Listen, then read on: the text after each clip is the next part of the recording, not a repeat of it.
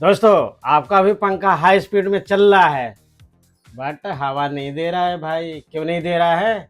मनोज भाई का ट्रिक देखो। देखो इसमें क्या है भाई, ध्यान से देखो कितना मोटा है। इतना मोटा रहेगा इसमें माल जमा हुआ तो हवा देगा, ये हवा काटेगा ही नहीं। तो भाई इसकी किनारी साफ करो, ऐसे ऐसे कपड़े से ये सब हटा दो बिल्कुल। ये देखो देखो कितना है। अब ये ब्लेड एकदम हवा को काटेगा, पंखा बिल्कुल बढ़िया हवा देगा। करके देखो।